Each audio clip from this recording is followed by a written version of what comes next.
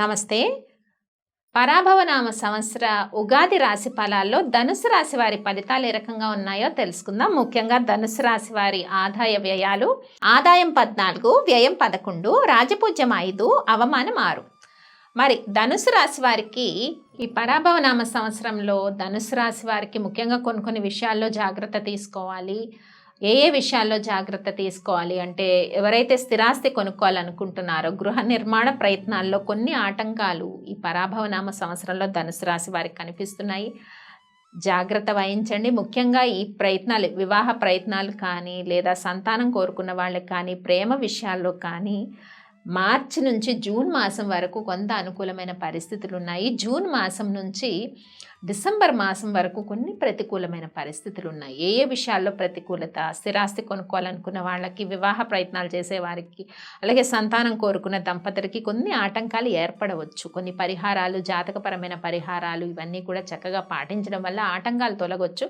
కానీ మన ఈ సంవత్సర ఫలాల్లో మనం చెప్పుకోవాలి కాబట్టి జూన్ నుంచి డిసెంబర్ వరకు ఈ మాసాల్లో జాగ్రత్త వహించండి. ముఖ్యంగా ఆర్థిక లావాదేవీల విషయంలో కూడా జాగ్రత్త వహించండి. ఎవరికైనా అప్పులు ఇవ్వటం కానీ ఇలా చేయటం వల్ల తిరిగి రాకపోవడమే కాక కొన్ని వారి నుంచి సత్సంబంధాలు తెగిపోయే అవకాశము, అపార్థాలు, మాట పట్టింపులు ఇవన్నీ కూడా ధనుసు రాశి వారికి కనిపిస్తున్నాయి. జాగ్రత్త వహించండి. ముఖ్యంగా ధనుసు రాశి వారికి ఉద్యోగ ప్రయత్నాలు ఎవరైతే చేస్తున్నారో, నూతనంగా ఉద్యోగ ప్రయత్నాలు లేదా స్థిరాస్తి కొనుక్కోవాలనుకున్న వారికి జూన్ నుంచి, అంటే ఈ మార్చి నుంచి జూన్ మాసం వరకు అనుకూలత ఉందని తెలుసుకున్నాం కాబట్టి ఆ మాసాల్లో ప్రయత్నాలు చేయండి.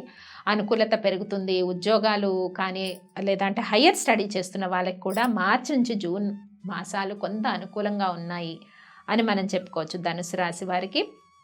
ముఖ్యంగా ధనుసు రాశి వారికి పరాభవనామ సంవత్సరంలో తల్లిగారి ఆరోగ్య యోగక్షేమాలు ఒకటి చక్కగా పర్యవేక్షించుకోవాలి. చిక్కులు, ఆటంకాలు, మధ్యలో కొద్దిగా విద్యా ఆటంకాలు కావచ్చు, లేదా అంటే ఒక పని ప్రారంభించిన తర్వాత మధ్యలో బ్రేక్స్ రావచ్చు.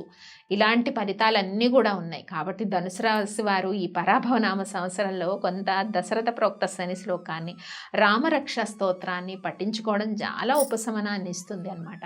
అలాగే డిసెంబర్ మాసం తర్వాత కుటుంబ చిక్కులు, సమస్యలు, మానసిక అశాంతి ఈ పరాభవనామ సంవత్సరంలో డిసెంబర్ మాసం తర్వాత అంటే జనవరి, ఫిబ్రవరి, మార్చి మాసాల్లో మళ్ళీ మనకి ప్లవంగనామ సంవత్సరం వచ్చేలోపు కొంత కుటుంబ సమస్యలు, చిక్కులు, తర్వాత కమ్యూనికేషన్లో తేడాలు రావటం, అంటే గ్యాప్ రావటం, కమ్యూనికేషన్ గ్యాప్ రావటం, అంటే సుపీరియర్స్తో, అంటే పై అధికారులతో మనస్తాపం, ఇలాంటివి ఈ ఫలితాలు అన్నవి అన్ని రంగాలకి కూడా వర్తిస్తాయి. ముఖ్యంగా గృహిణులు ఎవరైతే ఉంటారో వారికి మానసిక ప్రశాంతత అన్నది ఉంటుంది.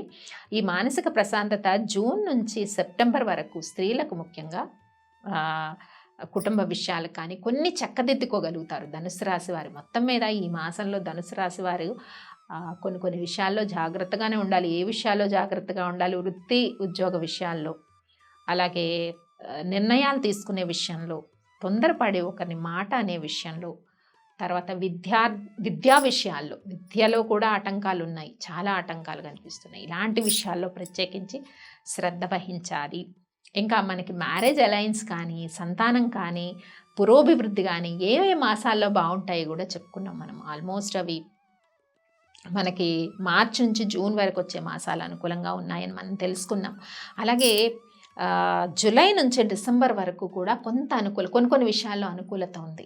ఏ విషయాల్లో అనుకూలత ఉంది అంటే ముఖ్యంగా ఉద్యోగ ప్రయత్నాలు చేసేవారికి కానీ, వ్యాపార లావాదేవీలు నిర్వహించే వారికి, ఆల్రెడీ కొత్త బిజినెస్ పెట్టుకోవాలనుకున్న వారికి ప్రత్యేకించి మాసాలు ఇప్పుడు జూలై నుంచి డిసెంబర్ వరకు, డిసెంబర్ 11th వరకు ఉండే మాసాలు అనుకూలంగా ఉన్నాయి. స్పెక్యులేషన్ వ్యాపారానికి కానీ ఈ మాసాలన్నవి అనుకూలంగా ఉన్నాయి. ముఖ్యంగా మరి చేసుకోవాల్సిన పరిహారాలు ఏంటి ఈ సంవత్సరంలో? మరి ఈ పరాభవనామ సంవత్సరంలో ధనుసు రాశి వారికి చెప్పాను కదా, మరి అవన్నీ మీరు పాటించేయండి. స్వస్తి.